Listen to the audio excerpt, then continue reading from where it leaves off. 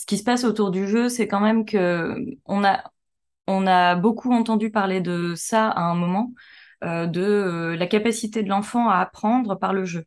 Et en fait, c'est quelque chose qu'on perd petit à petit à l'âge adulte, mais dès qu'on sort une boîte de jeux, que ce soit en entreprise ou dans la vie personnelle, on voit tout de suite briller les yeux d'enfant. Et je trouve que c'est un plaisir qui est chouette à aller revisiter et qui permet, et c'est prouvé de 10 000 études possibles, mais qui permet de se réapproprier le monde. Et c'est vraiment ça le jeu. Donc cette volonté aussi de faire passer ça par le jeu, c'est que c'est indolore et que ça permet des expériences et le droit à l'erreur dans un monde où aujourd'hui on a peu de place pour tout ça. Bonjour et bienvenue dans ce nouvel épisode d'Esprit de coopération. Je suis Claire Giraudet et je vous emmène chaque mois à la rencontre d'une personne inspirante qui insuffle l'esprit de coopération autour d'elle. Dans cet épisode, je ne reçois pas une, mais deux personnes, Marie Strouillet et Sarah Yamerneg, qui ont co-créé un jeu autour de la thématique de la coopération. Elles nous présentent donc leur jeu de plateau, les 4 totems, destiné à être joué au sein d'une équipe de travail pour mieux prendre du recul sur les dynamiques individuelles au sein du collectif et décrypter ce qui se joue au quotidien dans cette équipe. Elles reviennent aussi au cours de l'épisode sur leur coopération dans ce projet, et c'est la première fois que je reçois un duo. J'ai été touchée et agréablement surprise par ce retour d'expérience qu'elles nous livrent avec beaucoup de sincérité et d'authenticité.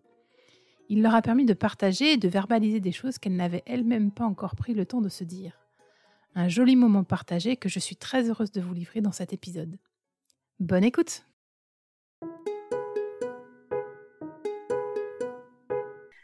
Eh bien, bonjour Sarah, bonjour Maryse. Très heureuse de vous avoir au micro d'Esprit de coopération ce matin.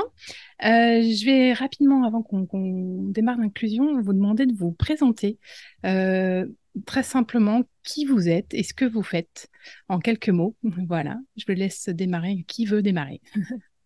Je vais démarrer.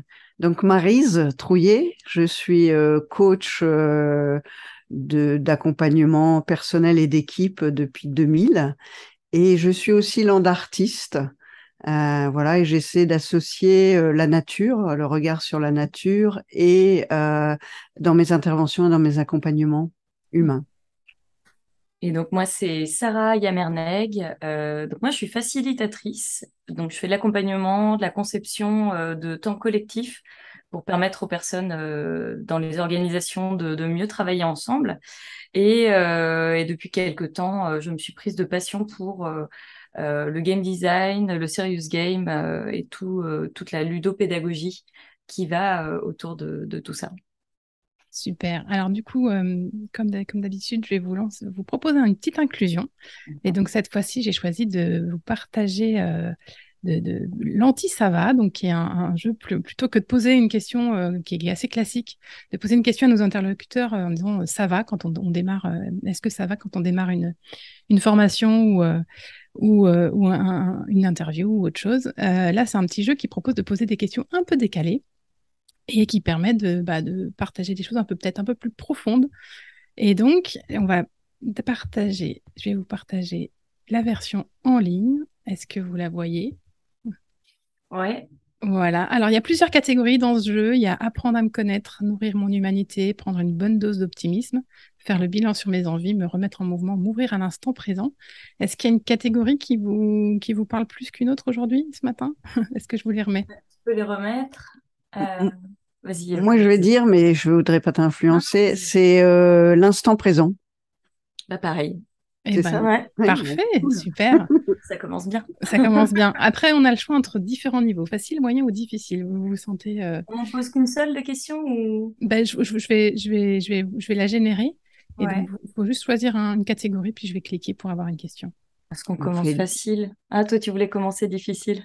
Allez, facile, on va faire. On va Ou faire moyen, facile. moyen, moyen, on prend la moyenne. La moyenne. Surtout que je vais vous en poser qu'une, parce que sinon, Ah, sinon on pourrait partir pendant des Des heures heures. à discuter de ça, et alors qu'on a un sujet passionnant à évoquer. Donc, on est parti sur le moyen. Allez, je génère une question. Alors, décris toutes tes sensations sur ta peau là tout de suite. Ah, pas simple. Euh, il y a une tension sur une cuisse. Voilà, je ressens voilà, une pression. Euh, il y a enfin, la peau est pour moi légère, euh, au sens, il n'y a pas d'humidité, elle est, voilà, bonne, je veux dire, bonne température, voilà ce que je dirais. Ouais, j'ai pas de tiraillement. Il y a quelque chose d'une certaine fluidité sur ma peau. Je saurais pas dire pourquoi, mais voilà, je dirais comme ça. Je prends le relais. Moi, j'ai eu le temps de l'intervention de Maryse pour ressentir, mais j'ai mis du temps à me rendre compte que je ressentais peut-être des choses sur la peau. Et du coup, je sens mon collier. J'ai un petit collier. C'est mon petit collier porte-bonheur. Et je le sens, en fait, c'est une toute petite chaîne dorée. Donc ça, je le sens fort sur mon cou. Et sinon, je sens comme une sorte de vibration douce, alors, c'est bizarre ce que je vais dire, douce et chaude un peu partout autour du visage, du cou. Et pour le reste, il se passe pas grand-chose, quoi. Si, là, ça y est, je sens un petit peu le tissu de mon haut sur mon dos. Mais c'est à peu près tout. Mm. Très Alors, localisé. alors moi, je rejoins assez Maryse. Pour moi, c'est assez confortable en termes de température. Je suis plutôt confortable et j'ai une espèce de, ouais, de petite, un peu comme toi, Sarah, de petites frissonnements, tremblements, vibrations de la peau. Et je crois que c'est généré par cette joie que j'ai d'être avec vous ce matin. Donc voilà. Mhm. Merci beaucoup pour votre D'accord. participation qui était très chouette. Euh, et je vais entamer donc la première question que je pose à tous mes invités. Dans vos métiers, vous êtes témoin de coopération entre humains régulièrement. Et qu'est-ce que ça provoque chez vous comme émotion ou comme sentiment quand vous êtes témoin de coopération? Tu parles d'une coopération plutôt réussie dans ce cas-là, C'est alors. ça, quelque chose qui est plutôt réussi, oui, tout à fait. Ben, moi, c'est vraiment la sensation de joie qu'on vient de décrire, mais décuplée. Mm, C'est-à-dire que c'est quand je vois que les choses prennent bien, j'ai toutes ces vibrations dans le corps qui m'envoient un peu ce signal qui dit, waouh, on est sur la bonne piste. Et c'est de l'enthousiasme. Et ouais, c'est de la joie toute simple de voir que les choses fonctionnent bien entre les gens. Je trouve que c'est très stimulant. mm, Moi aussi, en fait, il y a le côté de la joie. Et en fait, c'est comme si je partageais leur bonheur de ce qu'ils avaient découvert par rapport à, tiens, c'est possible. Et ouais, donc cette joie, elle est du bonheur partagé et de se dire que, bah ouais, c'est possible, le chemin, il est là, quoi. Donc mm. voilà, c'est vraiment très fort aussi comme émotion, en fait, de Mm. joie partagée. Ah Et ouais, j'aime bien que cette émotion est partagée, quoi. Ouais. Elle est là, quoi. ouais, c'est ça qui est chouette aussi dans la coopération, c'est qu'effectivement, il y a une émotion qui lie les personnes qui sont là et qui est partagée. Et c'est ça aussi qui est extrêmement fort et chouette dans ce fonctionnement entre humains. Ouais. Moi, je Euh, dirais que le fait de l'avoir partagé, en fait, tu t'en souviens, quoi. mm, Ça devient un ancrage fabuleux pour la suite, quoi, parce que voilà, on a partagé une émotion et du coup, elle nous accompagne tout le temps dans notre relation. mm, complètement.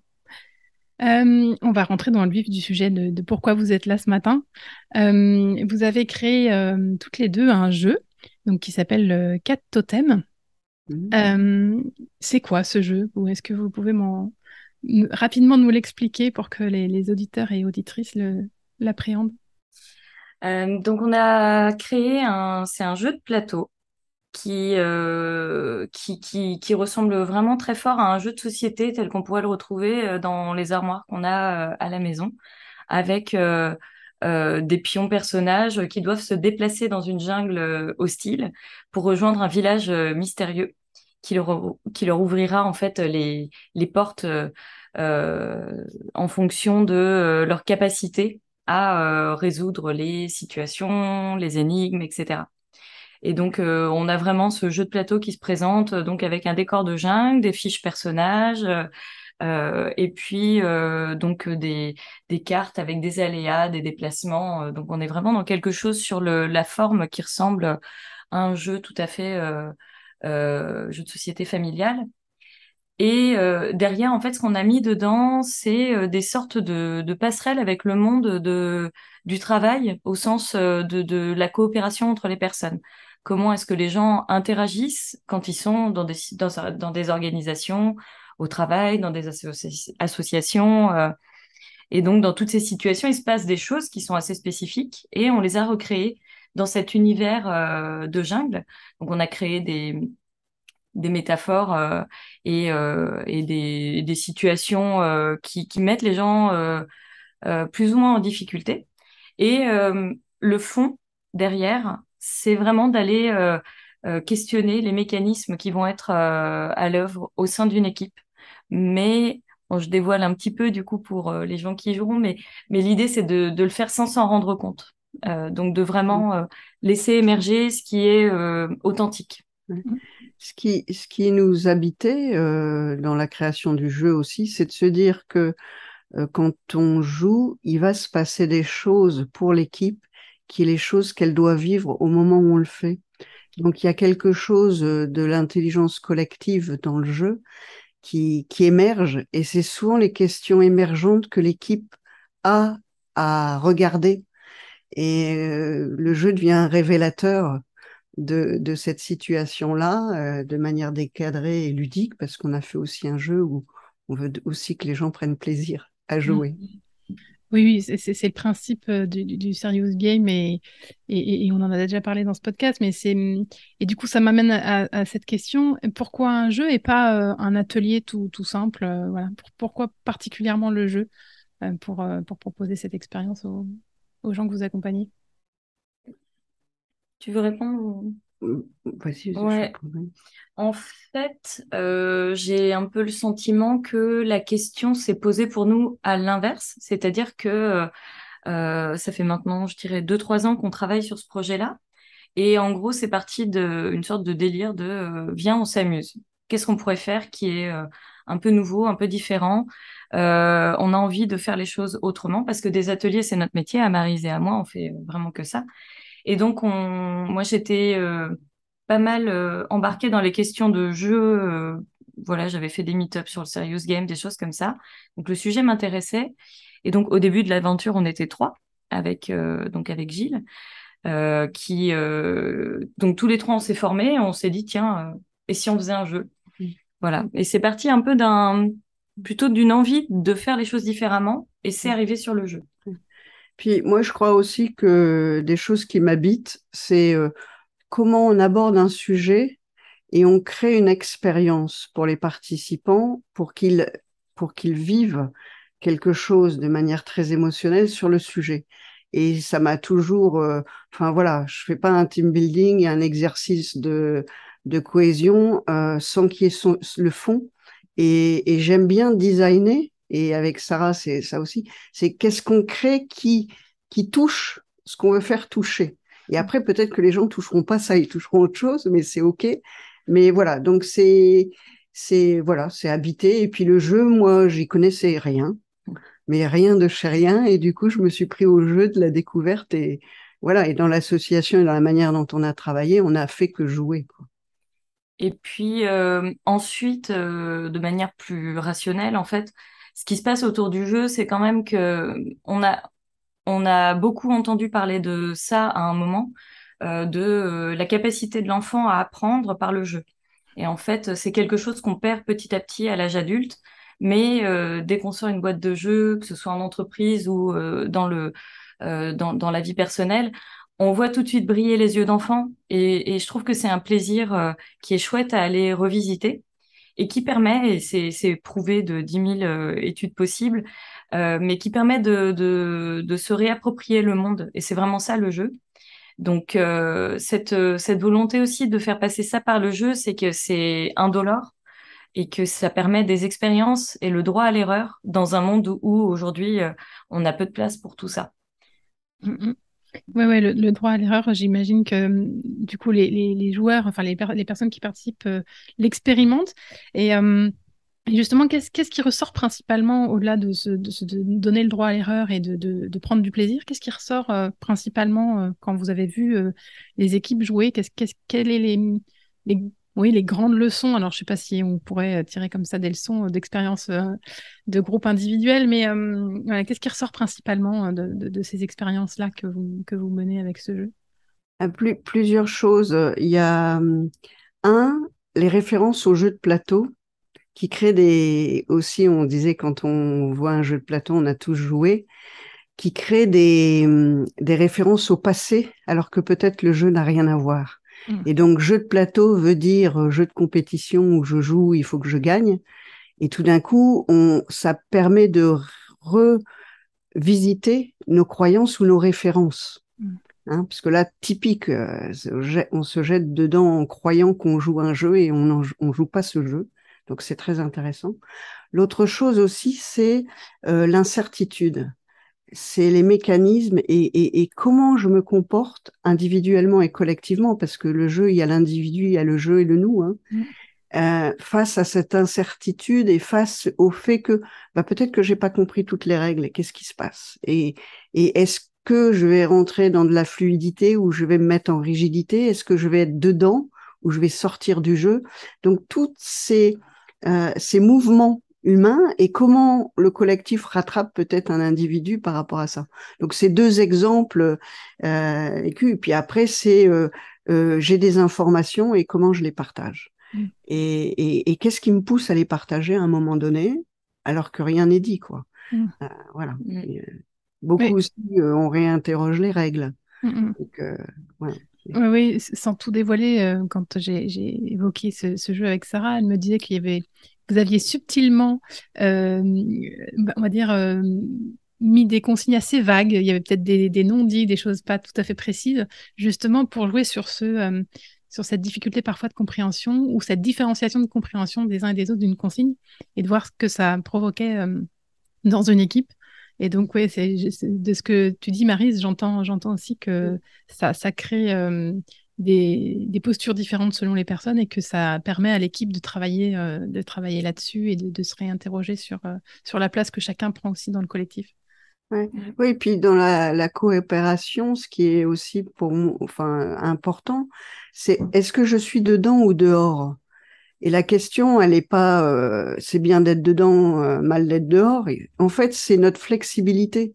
Et c'est la capacité à savoir qu'on est dedans, peut-être de temps en temps prendre un peu de recul pour laisser la place à d'autres, ou savoir qu'on est dehors et savoir le moment où, tiens, j'ai envie de re-rentrer pour reprendre une place parce que c'est intéressant. Et donc, cette flexibilité, et là, on la rencontre dans le jeu, en fait. J'ai pas compris toutes les règles, je suis pas bien, et puis d'un coup, comment je fais? Et qu'est-ce qui fait qu'à un moment donné, je reprends, je revais dans le jeu, je repars dans le jeu. Et moi, je crois que c'est quelque chose qui me touche vraiment, en fait, c'est de voir certaines personnes se découvrir et se comprendre tout d'un coup, et d'avoir une sorte de révélation comme ça sur leur mode de fonctionnement. Et je trouve ça vraiment super, super fort, quoi, en fait. Et dans ces moments-là, je suis vraiment en vibration totale parce que c'est vraiment, ouais, c'est de la joie de voir les personnes atteindre un niveau de compréhension sur elles-mêmes et on sent que ça les éveille, ça leur fait du bien en fait, ou du mal, ça dépend. Et justement, quels sont les retours que vous avez, les verbatims de participants? Est-ce que vous avez des choses, un souvenir de témoignage un peu particulier ou fort sur ce qu'ils ont vécu et ce qu'ils ont ressenti? Moi, j'en ai un à la suite de la dernière présentation qu'on a faite d'une participante qui est partie. Je pense qu'elle était un petit peu, comment on dit, Chiffonné. chiffonnée. Merci.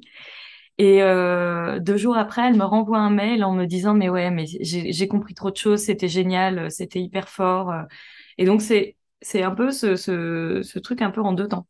Sur le moment, il y avait ce côté, il y a un truc qui me travaille, j'arrive pas à mettre les mots. Et puis 2 jours après, j'ai plus exactement son retour, il faudrait que je le retrouve dans mes mails, mais c'était vraiment waouh, ça m'a ouvert une porte et c'était fort et j'en veux plus quoi. Donc Mmh. les Mmh. gens ont envie de creuser. Ouais. Il y a le retour aussi de s'être amusé, d'avoir pris plaisir ensemble, qui vient. et c'est vrai, peut-être quelque chose qu'on n'a pas dit, qui est un fondamental dans le jeu, c'est que il y a le game master, mais il y a vraiment la posture de quelqu'un qui observe Mm. et qui peut renvoyer et donner du débriefing, parce que c'est au moment du débriefing que effectivement les choses se mettent en place pour chacun des individus. Et un autre tour d'un participant, c'est un participant qui adore jouer, qui a pris du coup tout le lead dans le jeu et qui disait aux autres, faites-moi confiance et y aller. Sauf que on voyait que les autres posaient des questions et les questions n'étaient jamais, on n'y répondait pas vraiment. Donc, il s'est reposé la question de sa manière d'entraîner et de leadership et l'espace qu'il laissait, malgré le fait que, voilà, et sa posture, elle était juste au sens de l'intention, hein. Il avait une intention qui était superbe, mais simplement, il était à 10 000 des autres et du coup, il y avait plus ce lien qui permet aux autres d'être avec lui, quoi. Donc ça, c'était chouette de le voir et pour lui de prendre conscience de Ouais. ça. C'était Ouais. ça, c'était une grosse prise de conscience, une sorte comme un regard extérieur sur lui-même, en fait, Mm, mm. par lui-même sur lui-même. Ouais. Et donc, oui, oui, vous êtes des facilitatrices justement de cette prise de conscience et de ce recul que prennent les participants. Je trouve que c'est un joli rôle, oui, tu le disais, Sarah, d'être là quand il y a des prises de conscience et des compréhensions qui se mettent en place sur soi-même. C'est vrai que ça doit être chouette à vivre. Hum, j'ai pas envie d'en dire beaucoup plus parce qu'on a envie aussi que les gens qui écoutent ce podcast et qui auraient envie de tenter l'expérience découvrent des choses. Mais ce qui m'intéresse maintenant aussi, surtout, c'est votre coopération à vous. Parce que j'imagine que avoir un tel projet à deux, alors même si ça, sans doute vous travailliez déjà ensemble avant, j'aimerais bien voilà, qu'on évoque un peu cette coopération-là que vous avez vécue toutes les deux. Euh, Déjà, pour commencer, comment vous vous êtes rencontrés et qu'est-ce qui vous a oui, amené, tu en as déjà un peu parlé, Sarah, mais qu'est-ce qui vous a amené à avoir envie de faire ce projet ensemble? En fait, on s'est connus dans un autre temps. On faisait des animations, en fait, facilitation d'équipe, et puis on s'est rencontrés dans ce cadre-là. Je pense qu'en fait, c'est le chemin qui a fait la coopération, hein. Comme disait Sarah, on est parti sur certaines choses. Ce qui a beaucoup, je pense, œuvré dans notre coopération, c'est d'accepter, bah voilà, le bac à sable, on avait pensé ça, puis on le fera pas, on est parti, mais ça le fait pas, mais de toujours savoir que quand on sentait que ça le faisait pas, on avait une idée pour aller plus loin, quoi. Ça Mm. ouvrait un autre sentier. Euh, et puis moi, la chose qui est très très importante, c'est que le jeu et la manière dont on crée le jeu doit être à l'image de ce qu'on veut porter pour les clients. Et on l'a bâti sous enfin, pour la confiance. Et on n'a pas arrêté d'être dans cette confiance. Alors, je vais donner juste un point pour moi, qui est caractéristique, c'est je n'interrogeais jamais l'intention de Sarah. Quand il y avait un truc, on devait faire un truc, ça le faisait pas, on n'avait pas le bon timing, etc. Ou là, on n'a jamais interrogé l'intention de l'autre. C'est-à-dire que on n'a même pas besoin, quelquefois, c'est vrai que c'est intéressant de la partager, mais là, il n'y a même pas à la partager. C'est que c'est OK, c'est que ce qui est à vivre dans notre collaboration, c'est ça. Et Mm. donc, l'acceptation de ce que ça amène comme potentiel et possibilité. Tu vois, j'en ai les larmes, enfin, j'ai les larmes Ouais, aux t'es yeux. émue. Je suis très émue parce que je crois que c'est assez rare. Mm. On fait un travail pour se dire attention, les intentions que je projette, hein, tout Ouais. ce truc-là. Euh, mais là, je ressentais que j'avais même pas à me poser la question. Ouais, il y a le mot confiance qui me vient là tout de suite. Bah, Une espèce de confiance a priori et qui était déjà là de base. ouais. Ouais. Sarah, Ouais. tu veux rajouter quelque chose? Sur l'évolution en fait de la collaboration avec Maryse, en fait, donc effectivement, on s'est rencontrés sur une prestation, ça devait être en 2014-2015, et par la suite, moi, j'ai été prestataire pour Maryse, donc il y avait une sorte de rapport dans ma vision qui était un prestataire à un client. Donc Maryse avait cette forme de d'ascendant économique. voilà, dans mon esprit. Et quand on a commencé à travailler ensemble, il a fallu un petit peu que je révise cette vision. Alors c'est vrai que j'en ai pas forcément parlé ou que je l'ai pas forcément verbalisé. Je pense que je le comprends a posteriori. Et il y a eu des moments au tout début de ce projet où j'étais encore un peu dans une sorte de soumission aux idées de Maryse, peut-être en manque de légitimité, et le fameux syndrome de l'imposteur, des choses comme ça. Et ce qui est chouette, c'est qu'en fait, ben, du coup, j'ai senti que j'avais tout à fait la place pour venir occuper différemment les choses dans la collaboration, dans la coopération, et affirmer différemment et me révéler en fait. Donc, je veux pas te faire pleurer, mais c'est ça qui est trop chouette avec Marie, c'est cette confiance en fait gratuite et inconditionnelle en fait. Mm. Quoi qu'il se passe, il y a une sorte de confiance dans l'être humain tout à fait naturelle, ce qui fait que en fait il y a la place pour tout et pour Mm. être soi vraiment de manière hyper authentique et ce qui donne une vraie fluidité. Et ça, pour moi, c'est vraiment hyper précieux parce qu'en plus, donc, il y a plein de choses sur le papier qui font que normalement, ça devrait pas coller. On a quand même un petit écart d'âge, elle est coach, moi je suis facilitatrice, il y a des choses comme ça, des univers qui peuvent se heurter. Euh, on n'a pas les mêmes cultures, moi je suis école de commerce, Maryse elle est école d'ingé, mais en fait tout marche quoi. C'est ça qui est chouette. Mais du coup, ce que tu dis adresse vraiment quelque chose d'important, c'est de voir nos différences comme une richesse. Et moi, je suis toujours comblée de l'incomplétude que j'ai, qui est complétée. Et donc, de voir ça et de le sentir, bah, du coup, ouais, on peut être vulnérable, on peut être soi, et l'autre, voilà, ça fait vraiment. C'est comme quand je vais pas le faire peut-être, mais quand tu applaudis, quelle est la main qui a produit le son? Mm. Bah, en fait, c'est ça, quoi. J'aime bien ça. Et pour moi, voilà, c'est l'image qui symbolise bien notre alliance et notre coopération. Le fait que, voilà, le son, il vient des deux, quoi. On ne sait plus. euh, Mais je voulais rajouter quelque chose qui est important pour moi, c'est que donc je parlais de donc Gilles au début de hum, cette aventure. Donc Gilles c'est mon mari et pendant quelque temps on a travaillé un peu ensemble sur des projets un peu créatifs et il a été avec nous au début de l'aventure et je pense qu'il a été une sorte de terreau aussi créatif. Gilles il vient pas du tout de notre univers, il est dans plutôt l'image, le cinéma, ce genre de choses. Donc, il apportait vraiment une vision très, très différente de ce qu'on avait. Et c'est avec lui qu'on a conçu la première version du jeu. Et ça a été au début une coopération à trois. Et il est toujours un peu là, hein, puisqu'il regarde toujours de près le graphisme du jeu en évolution, les questions qu'on met dans le jeu, ce genre de choses, les mécaniques, et il vient toujours un peu challenger. Et je pense que dans une coopération à deux, je trouve qu'il y a cette utilité d'avoir un peu ce petit génie qui apparaît à l'occasion et qui va venir nous ramener un petit peu à l'essentiel de ce qu'on voulait faire au début, à savoir quelque chose de différent, de fun. Et donc pour moi, c'est aussi important. Donc on est deux aujourd'hui dans la pratique, mais il y a toujours un peu, voilà, cette petite étoile qui reste là quelque part et qui nourrit, en tout cas pour moi. En plus, je le vois assez souvent, c'est quelqu'un qui vit avec moi.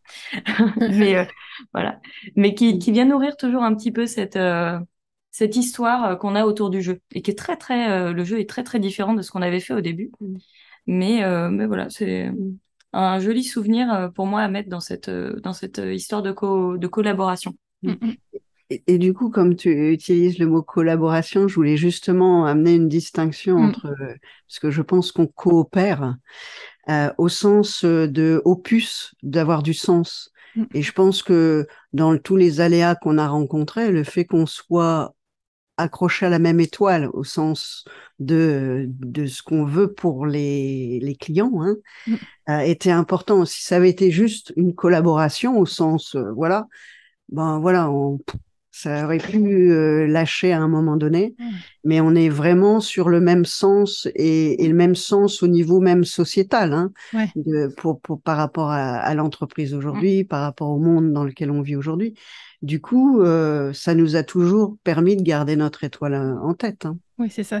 Vous aviez vraiment le même pourquoi, quoi, le même Exactement, qui, exactement. qui était commun et partagé et puissamment partagé. Oui, du coup, j'allais vous poser la question des divergences, que c'est comment vous avez pu régler les divergences. Tu as commencé à en parler, Maryse, du coup.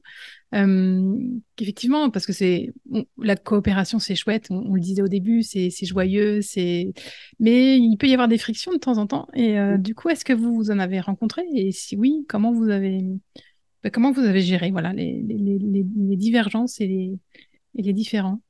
Moi, je me souviens d'une, enfin, c'est pas énorme. On n'a pas rencontré une divergence énorme, mais en fait, c'est le temps, c'est de dire, attends, on, on va poser, on va reprendre le sujet. Là, c'était sur le Welcome in the Jungle ou etc.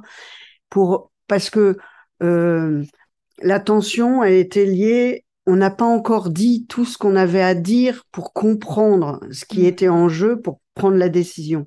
Et du coup, une fois qu'on se laisse le temps, parce qu'on sait qu'on va revenir dessus, ça permet de changer de regard ou de regarder avec un peu plus de recul ce dont il est question et de revenir en écoutant encore plus l'autre dans ce qu'il a à dire et pourquoi il a à le dire. Et une fois que c'est dit, tout d'un coup, on s'aperçoit qu'on avait juste projeté trop de choses trop vite, quoi. Mm, mm. Donc oui, l'écoute et arriver à se dire non, bah là c'est pas encore, il faut qu'on reprenne du temps dessus, quoi. Ouais. En fait, ça fait écho à une proposition donc, que Maryse avait faite sur aller dans une direction à laquelle moi, j'étais pas du tout mentalement préparée. Et les gens qui me connaissent savent que ça, ça peut avoir du mal à passer. Et en fait, ce qui est amusant avec cette histoire, c'est que donc en fait, Maryse voulait proposer un lien avec la chanson de qui est-ce qui chante ça? Welcome to the Jungle, je sais plus, AC/DC ou un groupe voilà comme ça, je sais plus. Ou les Guns N' Roses. Et Les donc du consensus. coup, ouais, moi j'étais vraiment pas chaude du tout. J'ai écouté la chanson, ça me parlait pas. Et puis donc bon, j'ai dit ok, si tu veux, si ça te fait plaisir, fais. Moi c'est pas mon truc, mais on verra. Et quelques semaines plus tard, en fait, je me retrouve en vacances dans un bar, on boit un verre avec du Gilles justement. Et là passe cette chanson. Et je me dis, ah, c'est génial. Du coup, j'ai envoyé un message à Maryse en lui disant, allez, Banco, je comprends maintenant ton attention. Mais effectivement, il m'a fallu 3 semaines et des vacances pour arriver à l'intégrer et à l'accepter, quoi. Donc ça, c'est cool parce que Maryse, elle a bien compris cette notion-là. Et moi, je l'ai pas vécu comme une grosse divergence. Ça n'a pas Non, été douloureux, hein, je pense, ni pour l'une ni pour non, l'autre. non, non. Mais, euh, mais c'est effectivement, je pense, laisser le temps, comprendre que l'autre a peut-être juste besoin de digérer. Puis des fois, en fait, on a des blocages qui sont ponctuels et 3 jours plus tard, une fois que la pleine lune est passée, ça va, ça passe. Et, Je, et- je retiens de Marie surtout le temps et l'écoute, parce qu'effectivement, mm, et le mot comprendre, parce que mm, souvent, quand on est dans des blocages un peu de je suis pas OK avec ce qui vient d'être proposé dans le collectif, c'est souvent que oui, il y a des petits soucis de compréhension, on n'a pas bien compris effectivement l'intention de l'autre mm, derrière, ou alors on projette des choses, comme tu disais, Maryse, et que effectivement le temps est un allié dans ces cas-là pour reposer les choses et écouter et mieux comprendre. Tu voulais rajouter quelque chose, Maryse? Oui, exactement ce que tu viens de dire. La clé pour moi, elle est dans le temps long. Mm. Et aujourd'hui, on a de moins en moins de temps. On est dans l'immédiateté, la nana. Je vais pas reprendre tous les trucs, mais redonner du temps long dans la relation, c'est aussi ce qui permet de surmonter les obstacles, les différends, etc. Et du coup, d'aller chercher vraiment ce que l'autre apporte en richesse dans sa différence, quoi. Mais Mm, ça, mm. ça demande du temps. C'est ce que Ouais. tu dis, quoi. Mm, mm. Et il y a aussi un truc autour de la cohérence par rapport à ce qu'on fait. Tu en parlais tout à l'heure, Maryse. En gros, notre premier axe sur le jeu, c'est la confiance. Donc, c'est comment est-ce que on se fait confiance, la confiance en soi, en l'autre, dans un collectif. Comment est-ce qu'effectivement on est dedans ou dehors. Et donc, comme on est un petit peu dans cette thématique, quand il y a des choses qui me gratte, comme on dit, autour du développement de ce jeu, je vais essayer de me questionner autrement et d'aller voir en fait pourquoi est-ce que ça me touche, pourquoi est-ce que je suis en frein, pourquoi est-ce que je bloque. Et c'est ce que j'ai fait Mhm. avec ce sujet, en me dire mais pourquoi est-ce que ça me bloque? Et donc d'aller essayer de chercher en moi la réponse Là où assez classiquement, en fait, j'ai plutôt tendance à reporter la faute sur l'autre quand il y a quelque chose qui me brusque ou qui m'attriste. Je me dis, ah, l'autre, il a mal agi. Là, je me dis, et comme on est dans ce jeu sur la confiance, je me dis, bon, je vais essayer de questionner à l'inverse et me dire, ouais, tiens, ça dit peut-être quelque chose plutôt de moi que de l'autre. Oui.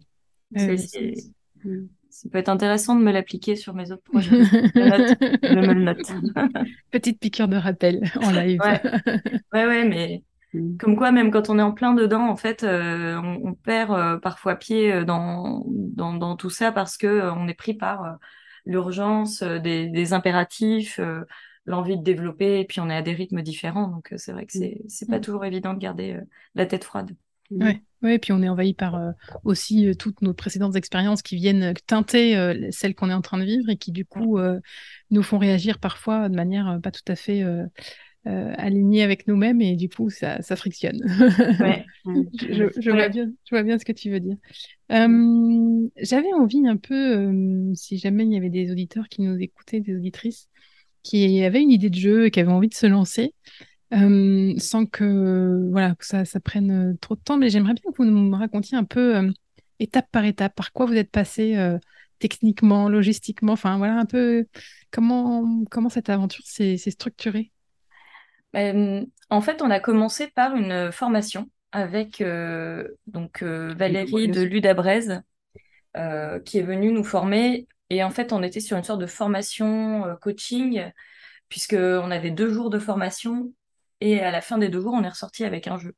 Donc ça, c'était vraiment chouette. Je pense que la première étape, pour nous en tout cas, ça a été de prendre un petit peu les bases. On n'avait pas forcément besoin d'aller sur un an de théorie autour du game design, etc. Mais d'essayer de se faire un peu guider, accompagner, et puis comprendre que il y a un lien entre les informations qu'on veut passer et une action dans le jeu, que certains types d'actions peuvent amener certaines réflexions. Donc ça a été super intéressant. Et puis après, comment ça s'est passé? Ensuite, moi, je dirais que l'autre étape, si on prend les grosses étapes, Ouais, c'est de le tester ouais, avec des clients, avec des équipes, etc., d'avoir des retours, s'apercevoir que c'est trop complexe, que là, on touche pas le fond qu'on aimerait toucher. Donc voilà. Et donc, on a fait beaucoup de prototypes et de versions de prototypes ouais. qui nous ont permis d'arriver là où on est aujourd'hui. Mais pour moi, c'est les deux grosses étapes dans le Ouais. processus, oui. Je pense que faut mettre rapidement les mains, en fait, la main à la pâte. Mm. Il faut essayer, et nous, on a beaucoup prototypé à partir de peu de choses. Enfin, on a quand même fait de gros efforts de découpage, de montage. On avait à un moment 92 tuiles octogonales que Maryse a découpées au cutter une par une. Parce que moi, j'ai dès le début refusé de faire. C'est vraiment pas mon truc. Je découpais pas droit, c'était l'enfer. Donc, il y a beaucoup de choses qui se passent par la pratique, par le fait de faire avec les mains.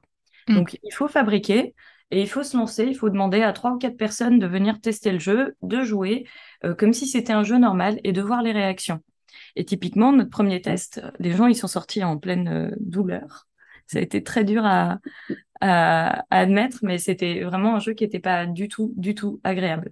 Ouais. Donc, c'était un constat de mince, faut tout refaire. Angoisse. Donc, en fait, je donne la petite histoire, mais on J'ai est. déjà oublié, moi, cette Ah histoire. non, moi, ça m'a marqué. C'était dur. En fait, au début, notre intention était donc d'aller questionner comment les gens travaillent ensemble. Donc, on a fait un jeu qui se passe dans une entreprise, avec des vrais postes, des vrais rôles, avec des vraies actions liées à l'entreprise. Et en fait, c'était trop, en pointage direct avec des Mm. situations réelles et vécues. Et résultat, les gens étaient trop en fait en danger psychologique. C'est Ouais. un terme un peu fort, mais j'ai pas d'autre façon de l'exprimer. Mais en gros, c'est là qu'on voit que le jeu, il faut qu'il y ait un univers transposé. C'est super important parce que sinon, en fait, chaque erreur qui est dans un monde réel euh, devient une erreur potentiellement jugeable Mm. dans la réalité, dans le quotidien. Et donc, on se met directement en fait en danger d'avoir fait des erreurs, dit des choses qui sont pas dissibles. Enfin voilà, c'est très compliqué. Donc c'est ce qui s'est passé pendant cette partie où c'était plateau type entreprise et on est ressorti là en se disant viens, il faut qu'on change tout l'univers. Allez, vas-y, viens, on fait une jungle. De toute façon, il faut prendre ça, un désert ou autre chose. Prenons. Et on est parti donc dans la jungle et toutes les situations de l'entreprise, on les a transformées, et comme je disais un peu au début, c'est devenu des métaphores et des métamorphoses de situations d'entreprise qui se passeraient donc dans une équipe qui va dans la jungle. Voilà.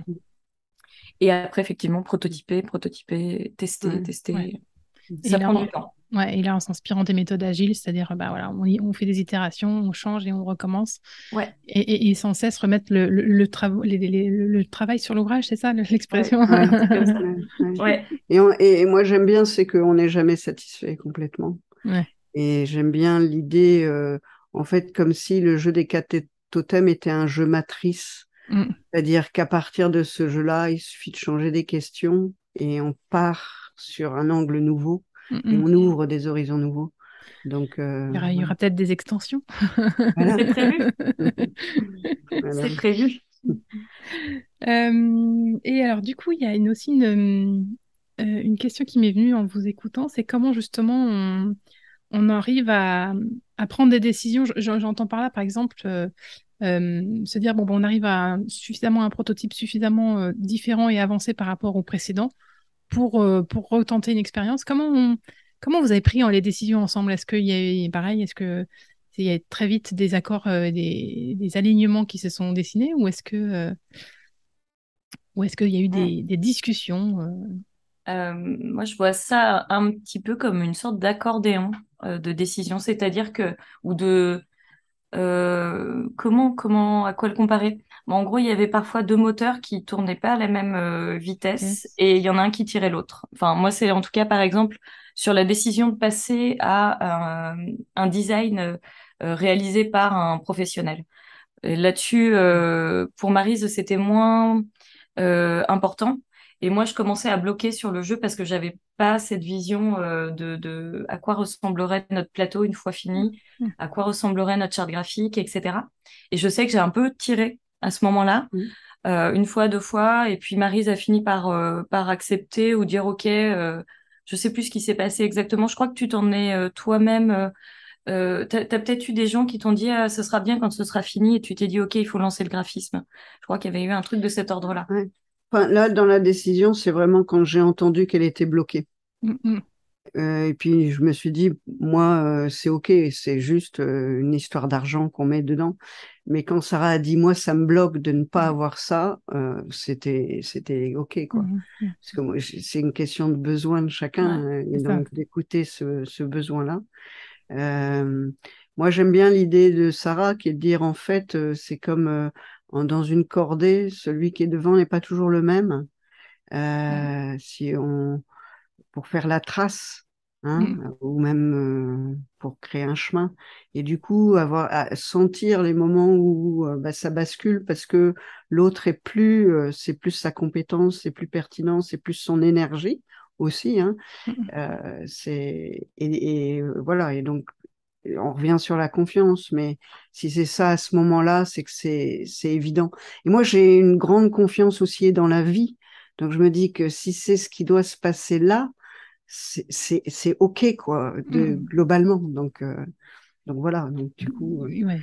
Ce qui ressort, c'est vraiment une espèce de... Ce qui me vient là, c'est la fluidité, quoi. C'est-à-dire que c'est une espèce de danse que vous avez dansé à deux. Et il y a très peu eu de on se marche sur les pieds ou de chute, etc. Et c'était vraiment... c'est l'image qui me vient, c'est vraiment une danse assez harmonieuse et assez fluide entre vous. Ouais. Est-ce que c'est ça? Ouais, mais c'est quand tu dis danse, tu sais, je pense au tango que je ne danse pas du tout, hein, mais où chacun peut mener à un moment donné, ou comme dans le jazz, où à un moment donné, je ressens ça. Oui, et c'est exactement ça. Ouais. Et c'est une fluidité que j'assimilerais à la fluidité des vagues de la mer, en fait. C'est que parfois, il y a des houles assez importantes, mais ça finit toujours par couler, en fait, par bien se passer. Donc, il y a de la fluidité qui peut être agitée aussi. C'est pas que un long fleuve tranquille. Il y a des choses où il faut aller chercher quand même. Ça se passe finalement toujours bien. Et d'ailleurs, moi, je pense que je m'appuie là-dessus. Donc ça fait 2 ans quand même qu'on travaille sur ce projet. De toutes les décisions qu'on a prises, il y en a aucune que je regrette. Et de toutes les décisions qu'on n'a pas prises, etc. Enfin, Ouais. tout ce qu'on a décidé de faire ou d'arrêter, pour moi, tout est tellement OK. Je pense les futures étapes, ça va être pareil. C'est-à-dire que on se lance dans une direction. Si ça marche, tant mieux. Si ça marche pas, on bifurque. Et en fait, j'ai une grande confiance dans le fait qu'on arrive à prendre des décisions qui nous conviennent. Euh, Et puis là, la grande étape, je trouve qu'elle est intéressante, c'est-à-dire que on a été trois dans cette création, on a fait beaucoup de chemin toutes les deux. Maintenant, il faut qu'on soit nous plus nombreux et ouais. et d'accueillir et d'ouvrir le cercle pour d'autres coachs, d'autres facilitateurs qui ont envie d'utiliser le jeu et d'être aussi dans ce geste d'offrir et de les accompagner. Donc, je trouve que là, ça va être une étape aussi super intéressante en termes de collaboration, quoi. Ouais. Ouais, c'était justement, j'allais enchaîner sur maintenant, voilà, où est-ce que vous en êtes, où est-ce qu'en est le jeu et quelles sont les prochaines étapes pour vous et pour le jeu? Je pense que du coup, c'est important, je l'ai pas précisé dans la présentation que j'ai faite du jeu au début. On est donc dans un jeu qui s'adresse à l'entreprise, au collectif, aux organisations, donc à aller chercher en fait des gens qui travaillent ensemble. Et nous, on va pas forcément aller animer ce jeu dans tous ces Partout. collectifs partout. On n'est que deux, on pourra pas. Donc en fait, notre envie, elle est que d'autres personnes s'en emparent, que ce soit par exemple des coachs. C'est un outil de coaching qui peut être super intéressant. Ça peut être des facilitateurs, ça peut être des formateurs, et que en fait, on ouvre ça sous forme de communauté. Donc en fait, là maintenant, ce qu'on est en train d'essayer de construire, mais ça en plus, ce qui est drôle, c'est qu'on ne l'avait pas du tout identifié au départ, hein. Mm. On a créé le jeu, on n'avait pas forcément d'intention, et puis là maintenant, ça se pose parce que c'est cohérent.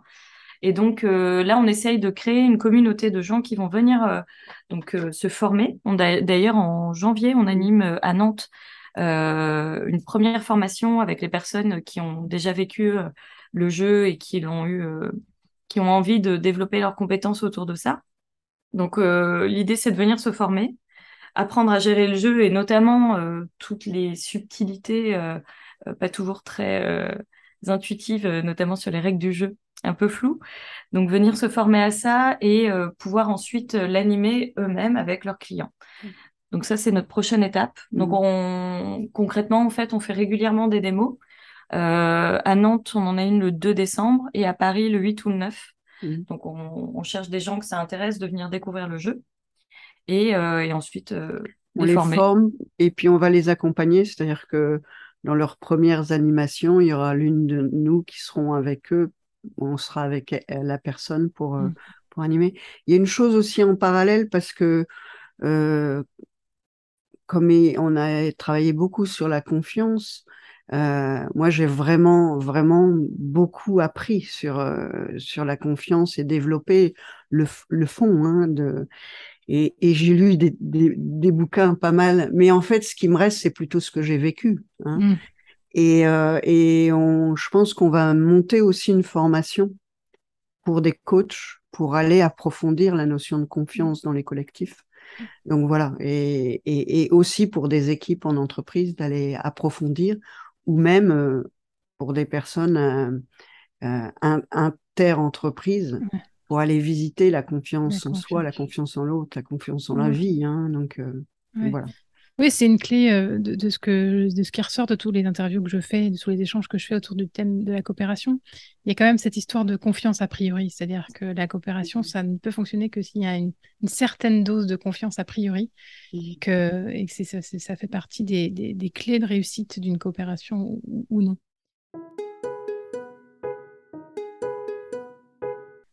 On arrive au bout un peu de ce qu'on appelle voilà, du sujet du jeu et de Oyo Experience. J'ai envie du coup d'enchaîner sur un livre. Tu parlais justement de tes lectures, Marie, sur la confiance, mais est-ce qu'il y aurait, vous auriez chacune un livre, un documentaire ou une ressource que vous voudriez éventuellement recommander ou partager qui vous a particulièrement marqué ces derniers mois, par exemple, au cours de la constitution de ce jeu ou plus largement? Voilà, un livre, une ressource, une vidéo, un auteur. Souvent, je prends un peu de cours, mes invités, mais Non, mais alors là, le pire, c'est que tu nous prends pas de cours. En plus, je t'ai posé la oui, c'est question vrai. on s'y est préparé. En fait, toutes les deux, notre réponse, elle est un peu la même. On se l'est partagée ce matin avant l'enregistrement. T'as une idée, toi? Ben non, je vois pas. Et en fait, l'une comme l'autre, je pense qu'il y a. Alors, surtout Maryse, peut-être plus sur les ressources et les livres. En fait, Il y moi, avait. je lis beaucoup. Bon, voilà, et je vais lire beaucoup sur un sujet, puis je vais lire aussi pour me détendre, hein. Et en fait, j'ai pas un livre qui me marque. J'ai les livres et surtout les rencontres. En fait, c'est des rencontres qui font que ce que j'ai pu lire tout d'un coup devient incarné ou devient, parce que sinon je vais pas retenir. En fait, je vais avoir lu ou je vais faire des efforts et, et voilà. Donc j'ai plein de livres sur la confiance, hein, et à la fois j'en ai aucun à part le livre de la vie, quoi, de ce qu'on fait. Le pouvoir de la confiance de Covey. Euh, il y a un petit truc, les outils de la confiance, qui sont sur des basiques, mais c'est toujours aussi intéressant. Donc voilà, particulier. Et puis beaucoup de choses sur euh, l'estime de soi. Ouais, Voilà, parce que de toute façon, à la base, c'est soi, quoi. c'est ça. Et, et du coup, moi, sur la partie ressources, en fait, je pense que je pioche vraiment partout de manière non structurée, ce qui est peut-être pas très bien d'ailleurs. Moi, je me suis pas mal inspirée de conférences TEDx. Je serais incapable de vous dire lesquelles, mais j'aime bien. C'est un peu ma pause déj. Des fois, je me mets un TEDx au hasard sur un thème qui peut m'intriguer ou alors que j'irai pas du tout chercher. Ça, j'aime bien faire ça.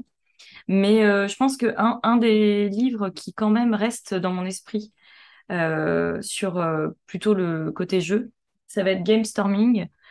Et je vais te l'avouer aussi, je l'ai pas lu vraiment. Donc, je l'ai en format numérique d'ailleurs, c'est pas génial, je recommande pas. Et je l'ai pas vraiment lu, mais par contre, le fait d'avoir été feuilleté un petit peu tout ça, c'est quelque chose qui est un peu fondateur dans mon envie de mettre du jeu dans les dispositifs d'accompagnement que je peux proposer. Donc, il y a ça, il y a les jeux agiles. Et donc là-dessus, on trouve plein de ressources. Et ce que j'aime particulièrement, c'est le côté open source de la Ouais. chose. Et ça, je trouve ça vraiment super. Ah ouais, c'est vrai qu'on peut le souligner. Dans le milieu de la facilitation et de la gamification, on trouve quand même pas mal de choses qui sont assez open source et assez accessibles. Donc c'est plutôt chouette. Ouais.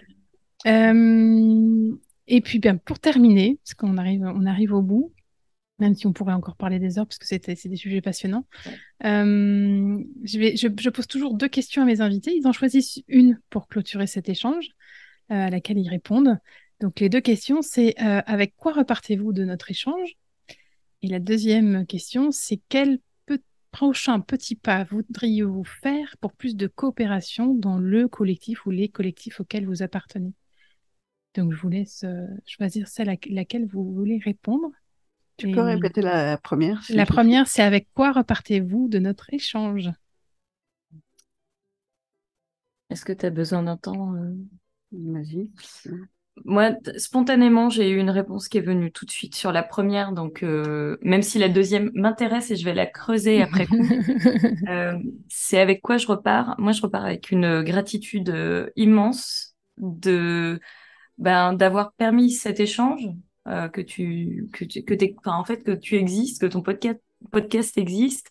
Ça a permis qu'on parle de ça aujourd'hui et j'ai découvert des choses encore et toujours de ce que Maryse pouvait penser et ressentir.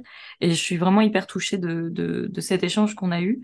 Donc, moi, je repars avec une grande gratitude et je te remercie d'avoir créé ce moment. Avec grand plaisir. Moi, c'est aussi la première. Ce podcast a été une sorte de feedback, de relecture de notre aventure et du coup de marquer marquer des étapes incroyables qu'on a vécues. Donc, merci pour le feedback. Merci. C'est au travers, voilà, ouais, c'est ça. Je repars avec un feedback, ouais, ça fait du bien. Ça se voit pas, mais je le dis pour les auditeurs, on a toutes les trois le smile jusqu'aux oreilles, le sourire jusqu'aux oreilles. Et donc, moi aussi, je vais vous partager mon merci parce que j'étais ravie de partager ce moment avec vous, d'être témoin aussi de cette relecture. Merci pour votre confiance parce que c'est vrai que c'est se livrer aussi un peu quand on parle d'aventures comme celle-ci à d'autres. Donc, merci pour votre confiance et pour ce que vous avez partagé. C'était vraiment très, très chouette. Je vais mettre les références de tout ce dont on a parlé, les références pour vous retrouver aussi, pour retrouver le jeu 4 totems, pour vous contacter. Tout ça, ce sera dans la description du podcast, donc les gens pourront vous retrouver.